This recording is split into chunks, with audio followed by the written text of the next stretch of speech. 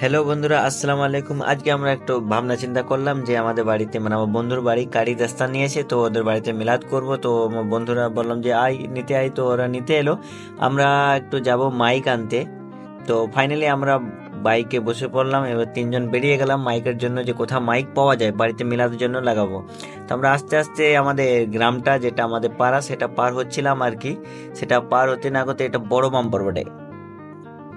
এবার দেখো হাওয়াই বাতাস, যাই হোক কেমন উঠতেছে, মজাই লাগতেছে।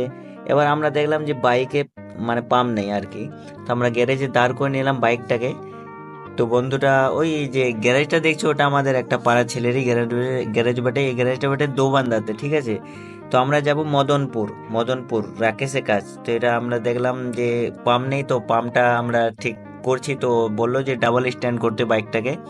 তো ডাবল স্ট্যান্ড করছে এখন। তোমরা ভিডিওটা দেখো, ডাবল স্ট্যান্ড হয়ে গেল। অ্যান্ড তারপর মিস্ত্রি দেখছো তো, বড় মিস্ত্রি, এটা আমাদের বড় মিস্ত্রি এখন সব কিছু চেক করছে আর করছে। তারপর পাম্পটা আমরা এখানে করে নেব। দেখছো তো ভিআইপি পাম্প এটাকে। যাই হোক, ভিআইপি পাম্প, আমার কিছু বলার নাই, তোমরা একটু বুঝে নেবে।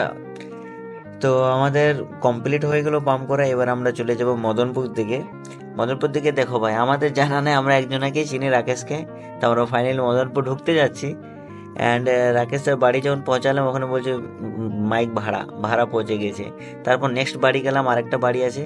তো ওখানে ফোন করলো, বলছে না গো, মাইক তো নেই, বক্স নিয়ে যাবে। তো নিয়ে যাবে, বক্সে চঁচো করবে, মিলাদে মিলাদে বক্স মানাই না। তো ফাইনালি মাইক পাওয়া গেল না ভাই। তোমরা ভাবে এটা আবার কিরকম ব্লগ, পাওয়া গেল না মাইক, তাও বলছে।